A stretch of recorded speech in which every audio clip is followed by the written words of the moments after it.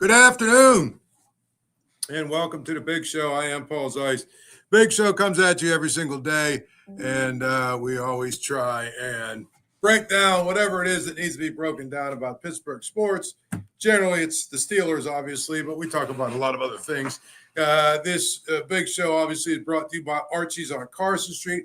Get down to Archie's. Archie's home of 80-cent wings, Monday through Thursday, home of the Paul Zeise grilled cheese sandwich. So get down to Archie's when you get down there. Say hello to Archie for me and tell him that I said hello and that I sent you. We obviously are talking about the Steelers. Today's Mike Tomlin Tuesday. Tomlin meets with the media and talks about a lot of different subjects. There are a number of things that we're going to get to that I think are very important when it comes to the Steelers. But one of the most important things probably is that the front seven of the Steelers in 2 games in a row now has really gotten beaten up. And when I say beaten up, I mean basically, the Jets ran all over the Steelers. And when Kenneth Walker was running, the Seahawks ran all over the Steelers. I mean, it was just not hard to see that part of the game plan was just basically to exploit the fact that they could not stop the run and can't stop the run. And a lot of that has to do with the fact that they are basically right now just getting physically dominated. And because they're getting physically dominated, I think, it's one of those things that, you can talk about scheme. You can talk about coaching. You can talk about adjustments. You can talk about all that kind of stuff. But if you are physically getting dominated at the point of attack, I don't know that there's a lot you can do about it. And I think that should be the biggest concern for Steeler fans. I've seen enough that the offense can be reasonably effective if they can just sort of figure out how to get a little bit better on the offensive line. And a lot of that is just technique type stuff. And also, I think, play calling. I don't know, that they can go and be an offense that averages 27 or 28 points a game, but I think they can be better than they were. I mean, they had some opportunities to make some plays. The biggest thing was, right down at the end zone, throwing an interception there, cost them at least 3 points. They did move the ball at times. Aaron Rodgers was, I just sort of think, just kind of okay. I thought the receivers were very, very, very pedestrian on Sunday. I'm not sure what to make of Jonnu Smith. I know that they, want to get him involved and make him a big part of what they're doing, but sometimes it's tough when you've got a guy like him and he's not getting himself down the field and open. That was supposed to be one of those matchups the Steelers were able to exploit. But I think all of those things can get better. The question I have is on defense. And I think when you look at the defense right now and where it's at, I just don't know that it's going to be an easy fix. Because to me, if you are getting beat up front like they are, then to me, it's not as easy to fix that. So I would tell you that I think it's important for them to kind of figure out what's going on with their front seven. Now, they've got some injuries. And here's the other thing I'll tell you. T.J. Watt and Cam Heyward are supposed to be your 2 superstars up front. Heyward, he didn't practice a lot. And, I still feel like he's going to be a good player this year. And he'll get into shape, and he'll get into game shape, and he'll make some plays. T.J. Watt, you think that's going to be the case, that he's going to make plays, that he's going to become, sort of a freak of nature or whatever you want to call it again. But here's what's concerning to me. I've watched a guy for 2 weeks now who looks like he might have lost a little bit. And what I mean by that is I think he doesn't have any sacks. He's got 1 or 2 hurries, but for the most part, he's been a little bit of a guy who looks like he might be, succumbing a little bit to the whole idea that Father Time is undefeated. And we knew it was going to happen, but if the Steelers don't, if it's not just a matter of, the Steelers have to get a couple things right schematically and he'll be back to who he was, then I guess, there's a problem, because I think a lot of what they're doing on defense is predicated on being able to really get after the quarterback. And being able to get after the quarterback without committing extra guys to ridiculous blitzes and stuff. So, when you can get there with 4 guys or 5 guys rushing, it allows you to, on the back end to protect with 6 or 7 guys. Well, that's been their model, but if that isn't the case, then they're probably going to have a real hard time this year.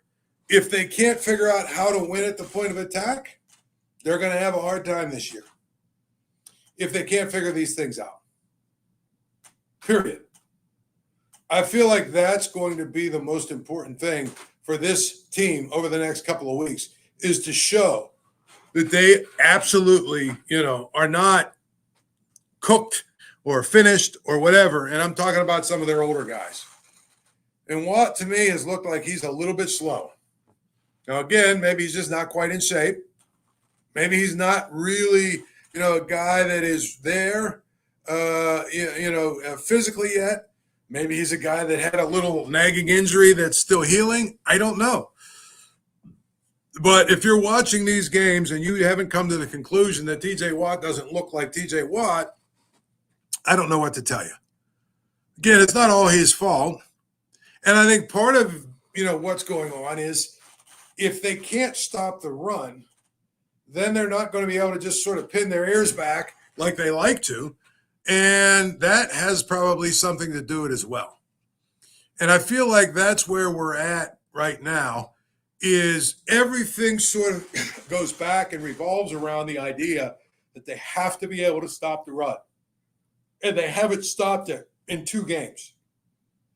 Again, I've joked that I think Derrick Harmon might be the most, valuable player on the team, and he hasn't even played.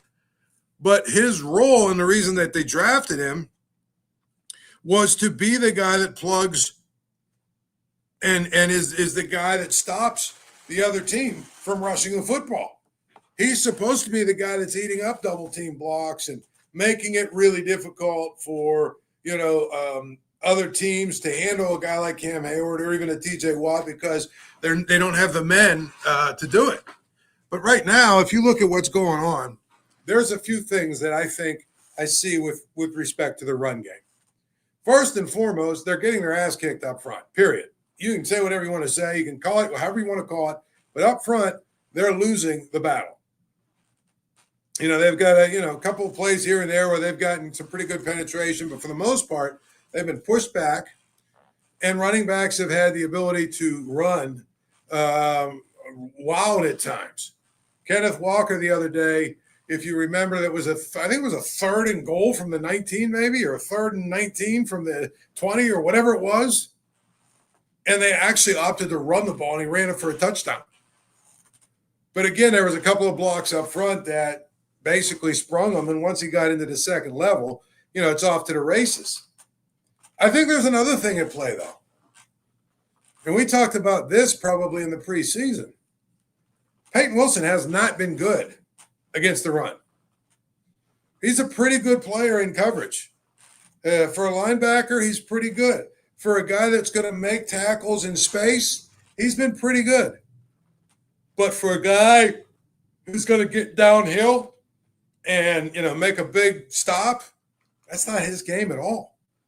And I don't know if it ever will be his game. Again, he's young. He's essentially a rookie. I know he played some last year, but for the most part, this is his first year as a starter. This is his first year where, you're the guy. So he makes some plays running to the sideline, running to the perimeter of the field, running and, in coverage, running guys down. He makes some plays there and he shows up, but you know what, in terms of stepping up and filling a hole and plugging it and smacking someone in the head, he does not do that. Neither does Patrick Queen. I think these are 2 guys that probably in the middle of the defense who are good at defending receivers. They're good at defending tight ends. They're good at making plays 4 or 5 yards, down the field. But they're not guys that are going to come up and fill the hole. If you remember last year, they had a guy by the name of Landon Roberts. Do you remember him? Landon Roberts was not good in coverage at all. But I'll tell you the one thing that he would do, he'd fill the hole and he'd put his helmet into somebody and knock him into next week. They don't have that guy right now. They don't have any of those guys. If you look at their front seven, they really right now are kind of finessey. And their outside linebackers, probably their number one job is to get after the quarterback. I've always thought Alex Highsmith was a good player. I don't know that I've ever thought he was a great player. Now he's out. And so you've got Herbig, who is really the ultimate one-trick pony. You've got Herbig and you've got TJ Watt on the outside. I look at a guy like Isaiah Loudermilk, and it's amazing. When you lose a player like him, it shouldn't really be a factor because he's a ham and egger. But the bottom line is, whoever they have behind him, just not very good. So, we talked in the preseason a lot about that there is no depth on this defensive line. That if they lose their defensive linemen, they don't have a lot of other guys who are really kind of ready to play and make plays, period. So to me, up front, they've got to figure this out. I mean, it's one thing if you can watch a game and say, well, they made a bunch of mistakes. They made schematically made a couple of errors, all that good stuff. I get it. Okay. They made, some real absolute mistakes, but they're easily corrected. We can watch the film. We can, after we watch the film, coaches will say, hey, this is what you did, and all this other stuff. And you can correct that. But you can't correct it if you're just getting your ass kicked. Maybe that's who you are. That is probably the most what I would say, is troubling when we look at the Steelers, is the fact that their defensive line, their front seven, whatever you want to call it, they've not been good enough. Their front seven has just not been good enough at all. And I think that is something that we have to watch. Because I don't care what anybody says. I get it. It's a passing league. Everybody's throwing the ball over the place. I get it. It's a league where, teams want to throw the ball bunch. But here's the reality for me. Okay? The reality for me is you still have to win in the trenches. You still have to win in the trenches. Regardless of what scheme you're playing. If you cannot win at the point of attack on both sides of the ball, it's hard to win football games. It really is. And I mean, people point to, well, the Steelers won the Super Bowl with a bad offensive line. Yeah, they had Ben in his prime, right? And some really, really good skill position players. And Ben did a whole lot of schoolyard football running for his life to make plays that they otherwise couldn't make. But guess what? They were able to do that because the defense absolutely kicked the ass of every offense they played that year. The defense really was unbelievably good, especially their front seven, especially at the point of attack. So, if you have Ben in his prime and a bunch of other really good skill position players and a really great defense, yeah, I guess you can overcome an average offensive line. But the reality is this team doesn't have that. And so they cannot afford to lose the battle in the trenches every single week because it's hard to overcome that. And I think that's where we're at with the Steelers. Forget about the fact that You look at, for instance, New England, who they play next week or this week. They've got a young quarterback. Obviously, they're still building a roster. They're in the first year of a coach. They are going to be a team that the Steelers probably player for player should beat. But again, if you can't win in the trenches, it's hard to win, period. That's what I would tell you. So I feel like it's one of those situations where they've got to, come up with whatever the solution is. I don't know what it is. It's not like you can just basically, basically create players out of thin air. Like, you can't. You have who's on your roster. And there's not a lot of answers, especially until Derrick Harmon is healthy. Then you plug him in. And here's the thing about that. We think we know who he is and what he can be. We think, but he's a freshman. Freshman. He's a rookie. He hasn't played a down yet of an NFL regular season game. And we're already sitting here talking about him being a savior, and that's how it has to be. Because he has to be the guy they drafted. If he's not, I think we can kiss that, never had a losing season thing. We can kiss that goodbye. Honestly. If they can't figure out how quickly, and I mean quickly, how to start to win up front. Period. And again, now Alex Highsmith is hurt. I think Alex Highsmith is a guy probably who is overrated. Not from the standpoint of, I think he's a reasonably good player. I think he's a good player who makes plays and plugs holes, but the way that he's treated and the way that he was paid, he needs to be a superstar, and he just isn't. He's not a star caliber player. He's a good player. He's a guy you can win with. He's better than Herbig, against the run.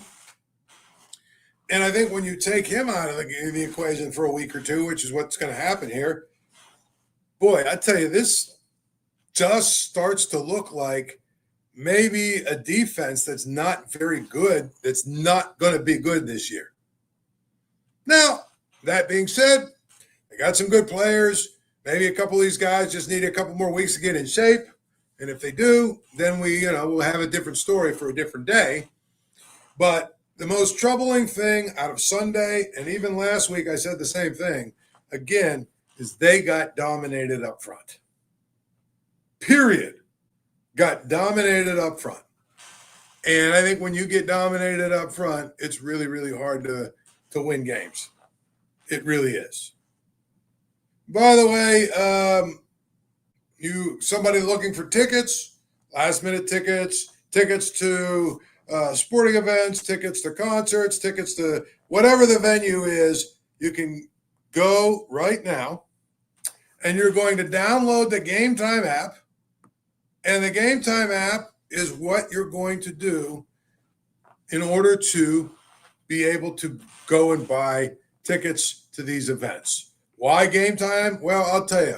First of all, if you download the Game Time app and you use the promo code PG Sports, you get $20 off your first purchase, which is always a good bonus. But secondly, here's the thing.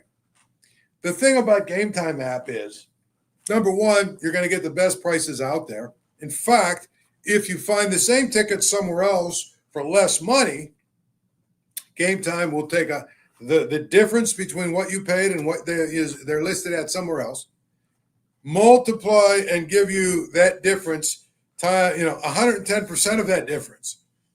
That's number one. Number two, you can save money because Game Time allows you just to put in a couple of different zones you might want to find tickets in. And guess what? They'll find the seats for you.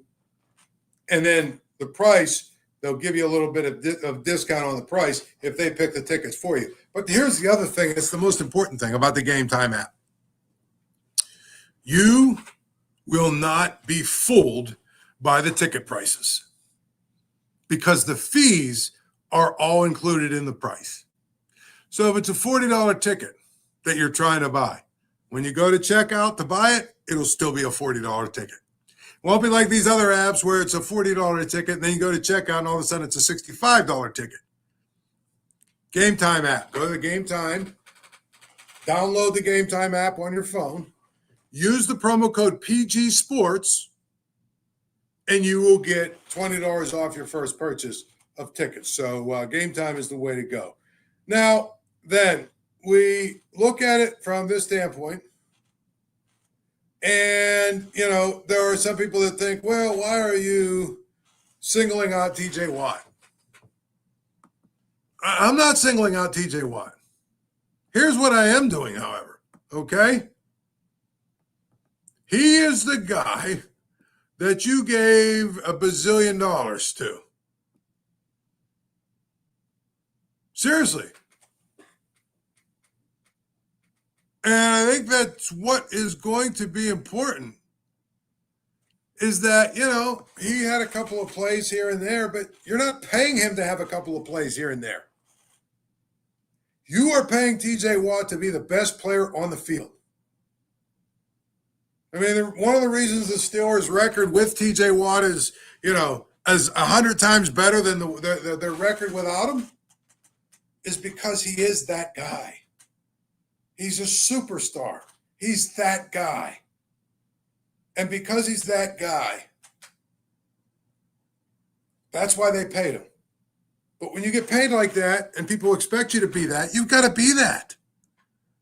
So he made a couple of plays here and there and, whatever. At the end of the day, that's not good enough. I don't want to see him chasing people down and not getting there. Maybe, again, he's TJ Watt and maybe he just is out, off to a little bit of a slow start.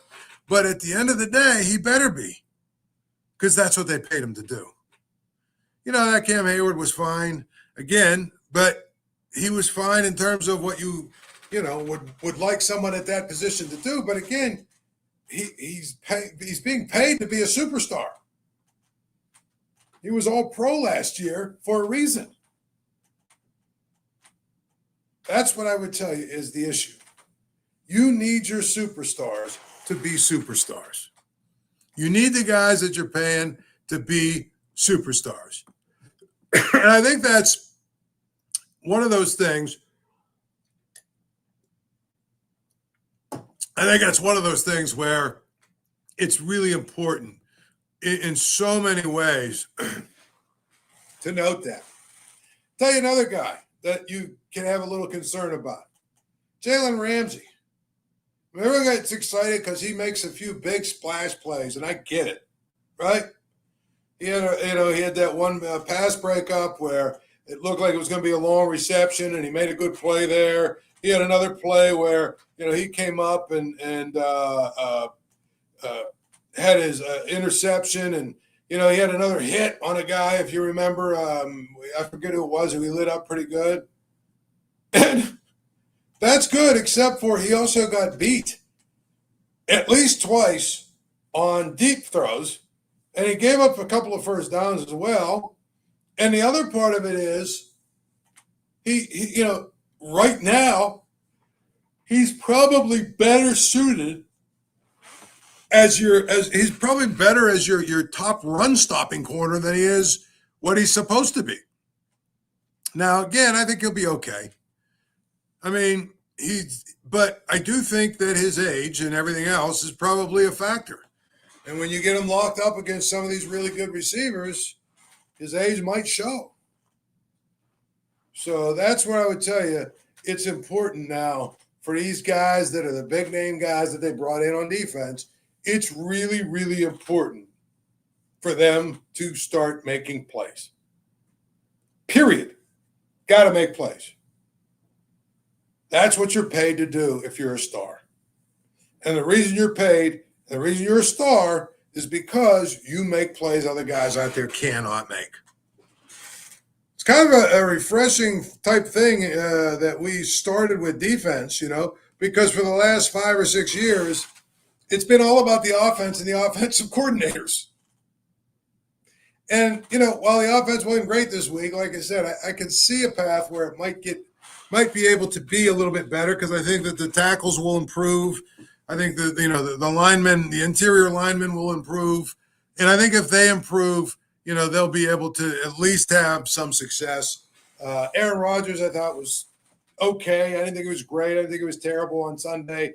Didn't have a ton of time to throw it a lot, to throw it around. I didn't think the receivers had a good day at all. I didn't think they got it, open very much. The tight ends are what they are. I think they're fine, but I don't know that any of the three of them are game breakers. I would just tell you this much, right? When it comes to the offense versus the defense, I think the offense is closer to where they need to be. I think the defense, on the other hand, has got a lot of work to do. And again, I just don't know. I really just don't know if they're good enough. I think, the stars have to really start to show up and be stars. Because if they do that, they got a shot. But if they don't, they have no shot. Offensively, Broderick Jones was better this week than he was last week. I thought Troy Fautanu had a really rough day on Sunday. You know what, though? I think that the three interior guys, especially the two guards, Ciamalo and McCormick, I don't think they were great either. But again, I think that is all kind of stuff. If you think about it, 4 of their 5 offensive linemen are first or second year guys. Ciamalo should be better. I mean, he's, I think, maybe the highest paid guy on their offense, actually. Maybe actually Rodgers is now paid a little bit. Oh, well, Metcalf too. So he's actually the third highest paid guy on their offense. But my thing is, he's the guy that you have to worry about. It's like he's supposed to be good right now. But you look at Frazier, you look at McCormick, you look at Fautanu, you look at Jones, and you say, well, those 3 guys are all first or second year guys. They have room for growth. So they'll get better. And if they get better, the offense can get better. But I just think that's really where we're at with the Steelers right now. It's one of those things where the defense probably should concern you more than the offense. But I think one of the things about the offense is there's a lot of moving parts that kind of all have to figure out how to play together. And, maybe a week or 2 more of playing together, we'll start to see exactly what they are. Metcalf and Aaron Rodgers need to get on the same page, for instance.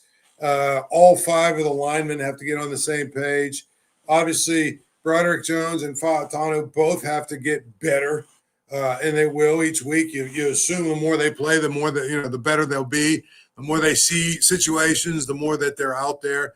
I think that's going to be it's really important there. I would tell you, those 2 guys just need to continue to get better. And if they do, I think the offense will be better. I still hate Arthur Smith's offense. And one thing to watch that's a little bit concerning to me, they haven't really allowed Aaron Rodgers to throw the ball down the field at all. I mean, he had that one pass on the sideline where it's just a desperation on the run throw down the sideline to maybe Freiermuth or somebody. But for the most part, their throws have all been, 20 yards and in. And you got to wonder, is that because, they're just trying to protect him, or is it because he can't throw it that far anymore? And if he can't throw it that far anymore, teams will figure it out quickly. And they'll become even more and they'll become even easier to sort of attack and stop. So again, lots to digest here, but to me, I don't ever hit the panic button after 2 games, but I do think it's important to realize that some of what is ailing them right now might not be fixable. Because if you are continually getting beat up at the point of attack, I'm going to be honest with you, it's really, really difficult to win games. So that's that. Anyway, game's always on at Archie's. Get down to Archie's on Carson Street. Archie's, home of 80-cent wings, home of the Paul Zeise grilled cheese sandwich. So get down to Archie's, and when you get there, tell Archie I said hello. We will be breaking things down all week, as we do, getting you ready for the New England game. Tomorrow I'll have some thoughts on Pitt. Till then, have a good night.